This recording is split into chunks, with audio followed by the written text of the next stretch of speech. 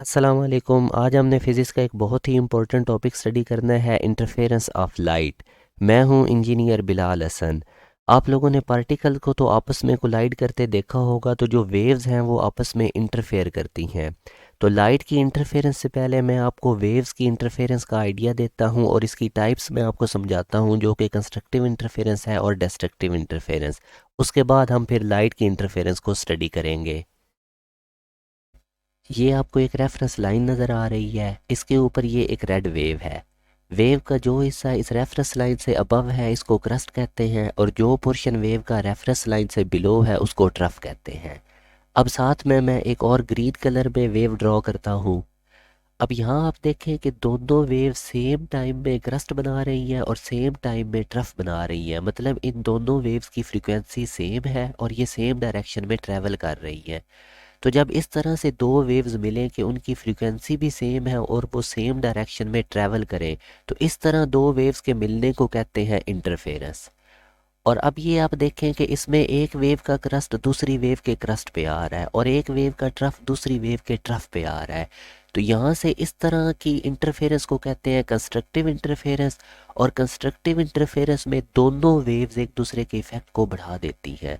अब अगर मैं आपको इस रेड और ग्रीन कलर की दोनों वेव्स का रिजल्टेंट दिखाऊं तो वो कुछ इस तरह से बनेगा। देखिए, इन दोनों वेव्स ने एक दूसरे के इफेक्ट को रीइंफोर्स कर दिया, बढ़ा दिया है।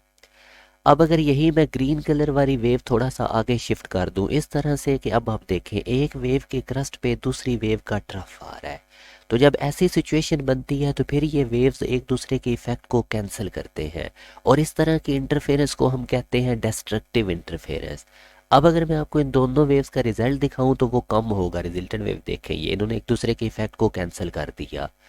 अब अगर मैं इन दोनों वेव्स का एम्पलीट्यूड इक्वल कर दूं, यानी कि इनका जो ट्रफ और क्रस्ट है वो सेम लेंथ का हो, तो फिर आप देखिएगा कि आप लोगों को इनका रिजल्ट में एक बिल्कुल सीधी लाइन नज़र आ रही है, क्योंकि अब इन्होंने कम्प्लीटली एक दूसरे के इफेक्ट को कैंसिल कर दिया। इन दोनों वेव्स ने इक्वल लेंथ का क्रस्ट इक्वल लेंथ के ट्रफ के ऊपर है।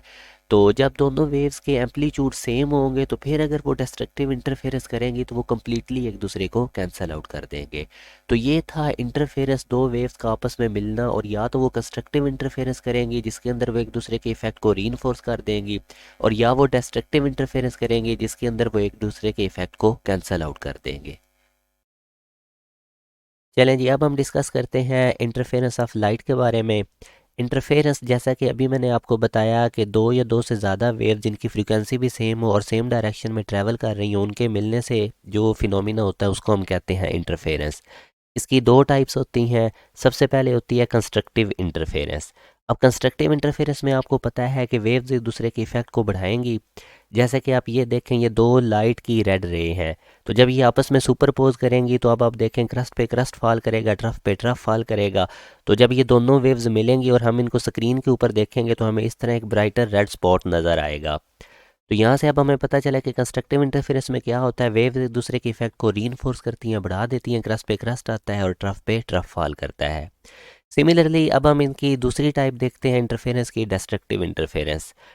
इसमें भी अब हमें पता है, ये देखें, जब ये दो हमारे पास रेड लाइट की रे हैं तो अब जब ये आपस में सुपरपोज करेंगी तो क्रस्ट के ऊपर ट्रफ लाई कर रहा है, जिस तरह ये डॉटेड लाइन में भी शो हो रहा है। तो ये अब इनकी सुपरपोजिशन हो रही है, क्रस्ट पे ट्रफ लाई कर रहा है, ये दोनों एक दूसरे के इफेक्ट को कैंसिल कर देंगे, और जब हम इसको स्क्रीन पे देखेंगे तो हमें डार्क स्पॉट नज़र आएगा, क्योंकि दोनों वेव्स ने एक दूसरे को कैंसिल आउट कर दिया है।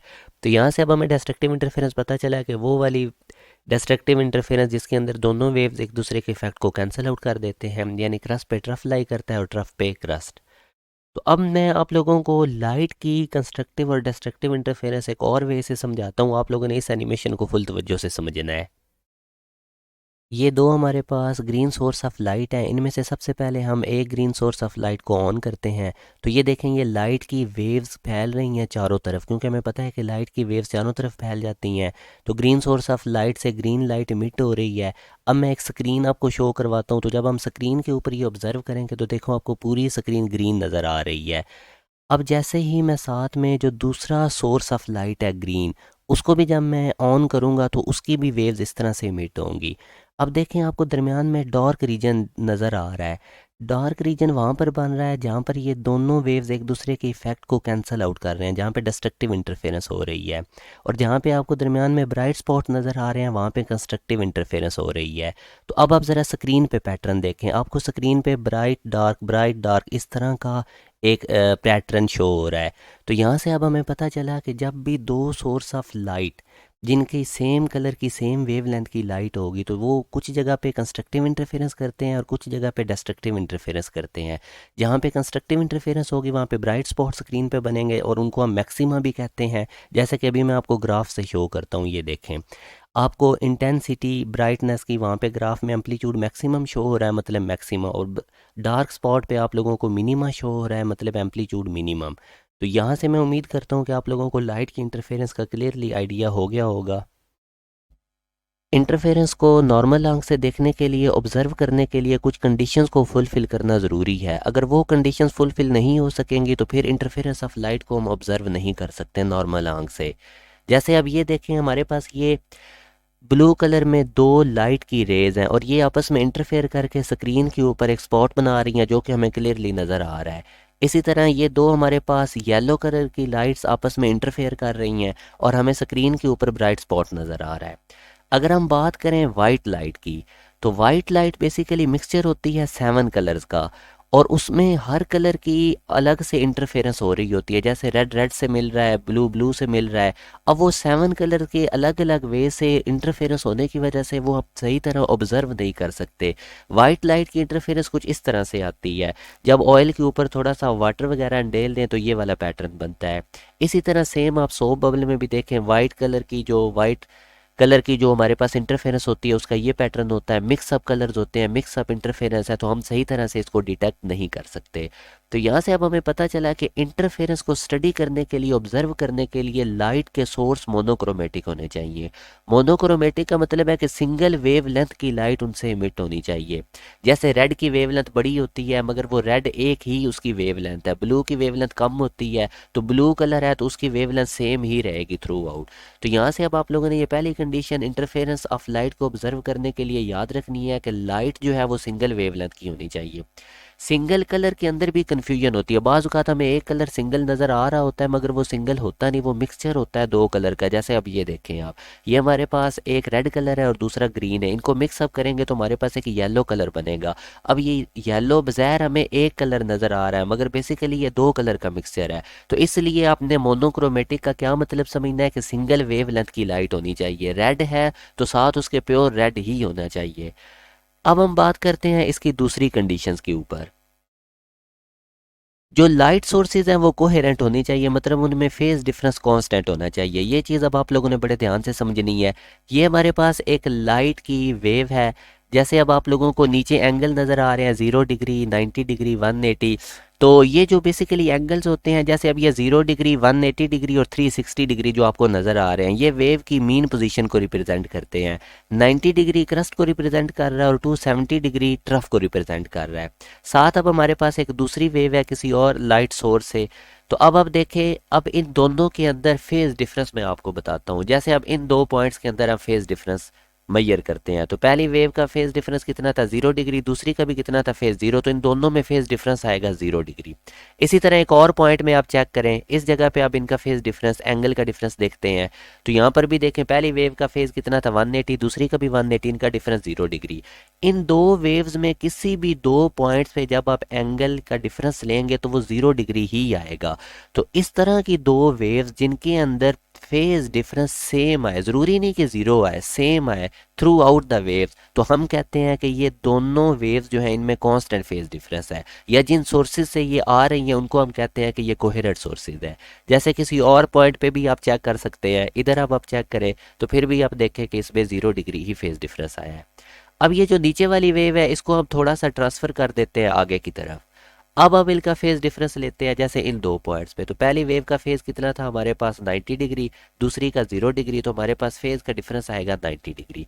इसी तरह एक और पॉइंट पे आप ऑब्जर्व करें इनके दरमियान फेज का डिफरेंस, तो ये भी हमारे पास 90 डिग्री। अब इन दो वेव्स में किसी भी पॉइंट पे जब आप फेज डिफरेंस लेंगे तो वो 90 डिग्री ही आएगा। तो इसका मतलब ये दो वेव्स भी क्या है, इनमें कांस्टेंट फेज डिफरेंस है। तो कांस्टेंट फेज डिफरेंस मैं उम्मीद करता हूँ आपको क्लियर हो गया होगा।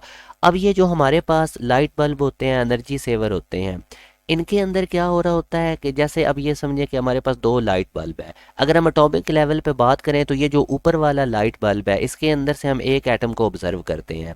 लाइट कब इमिट होती है, जब एटम जो है वो डी एक्साइट होता है, यानी ग्राउंड स्टेट में जंप करता है, और वो लाइट की वे एनर्जी, लाइट एनर्जी इमिट करता है।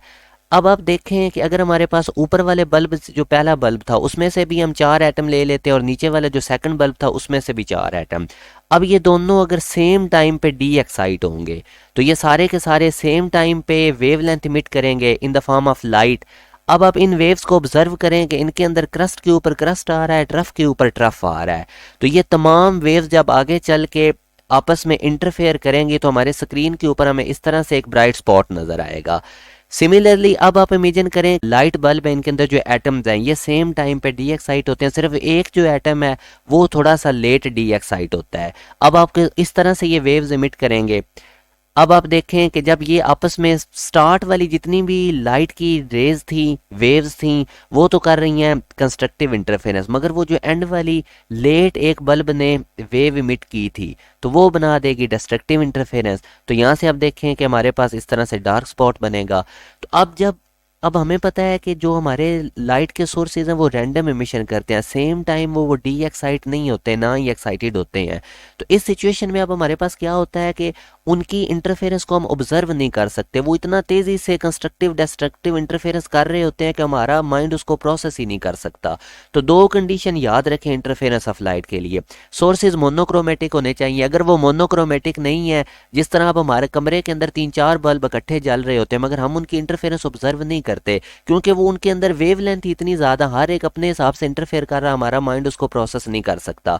तो हम कब इंटरफेरेंस ऑब्जर्व करेंगे, जब सोर्सेज मोनोक्रोमेटिक होने चाहिए, और दूसरा उनके अंदर कांस्टेंट फेज डिफरेंस होना चाहिए। जैसे कि अभी मैंने आपको एग्जांपल भी दी कि अगर कांस्टेंट फेज डिफरेंस नहीं होगा तो फिर जो पैटर्न है इंटरफेरेंस का वो स्टैटिक नहीं बनेगा। हमने ब्राइट डार्क इतना तेजी से वो हो रहा होता है चेंज कि हमारा माइंड उसको प्रोसेस नहीं कर सकता। अगर हम और अच्छी तरह से इंटरफेरेंस को ऑब्जर्व करना चाहते हैं तो फिर एक और कंडीशन भी है। जैसे कि ये देखें, दो वेव्स हैं, दोनों का एम्पलीट्यूड सेम होना चाहिए। अब ये दो सेम एम्पलीट्यूड की जब वेव्स आपस में मिलेंगी तो ये बड़ा क्लियर करके ब्राइट स्पॉट बनाएंगी। इसी तरह आप देखें ये दो वेव्स भी आप देखें, इनका भी अब एम्पलीट्यूड सेम है मगर ये डिस्ट्रक्टिव इंटरफेरेंस कर रही हैं, क्रस्ट पे ट्रफ है। तो जब ये स्क्रीन के ऊपर मिलेंगे तो हमें क्लियर एक डार्क स्पॉट नजर आएगा। इसी तरह अब आप देखें कि इस तरह से हमें एक पैटर्न नजर आएगा, बिल्कुल कंट्रास्ट हमें नजर आएगा ब्राइट स्पॉट और डार्क के अंदर। ये कब होगा, जब हमारे पास दोनों इंटरफेरेंस वाली वेव्स का एम्पलीट्यूड सेम होगा। अब आप एक और ऑब्जर्व करें इन दो वेव्स को, आप देखें इनका एम्पलीट्यूड सेम नहीं है, ऊपर वाली वेव का एम्पलीट्यूड ज़्यादा है, नीचे वाली का कम है। तो जब ये दोनों आपस में इंटरफेयर करेंगे तो ब्राइट स्पॉट पे कोई इतना खास फर्क नहीं पड़ेगा। तो हम इस केस के अंदर अब क्या काम करेंगे कि हमें कंस्ट्रक्टिव और डिस्ट्रक्टिव इंटरफेरेंस में डिफ्रेंशिएट करना मुश्किल हो जाएगा अगर एम्पलीट्यूड कम ज़्यादा होंगे दोनों वेव्स के। तो ये भी आपने कंडीशन याद रखनी है कि एम्पलीट्यूड या इंटेंसिटी वेव्स की इक्वल होनी चाहिए, नियरली इक्वल होनी चाहिए इंटरफेरेंस को अच्छी तरह ऑब्जर्व करने के लिए। और लास्ट पे आप देखें कि लाइट सोर्सेज या जो दो वेव्स आ रही हैं लाइट के सोर्स से, वो एक दूसरे के करीब होने चाहिए। अगर वो एक दूसरे के करीब नहीं होंगी, इंटरफेयर ही नहीं करेंगी, जैसे अब ये देखें, ये बेशक सारी कंडीशन सेटिस्फाइड कर रही हैं, दोनों लाइट मोनोक्रोमेटिक भी हैं, कांस्टेंट फेज डिफरेंस भी है, एम्पलीट्यूड भी सेम है, मगर अगर ये आपस में ओवरलैप ही नहीं करेंगी, सुपरपोज ही नहीं करेंगी तो इंटरफेरेंस का तो फिनोमिना होगा नहीं। तो हमारे पास जो फोर्थ नंबर पे है कि लाइट सोर्सेज एक दूसरे के करीब भी होने चाहिए।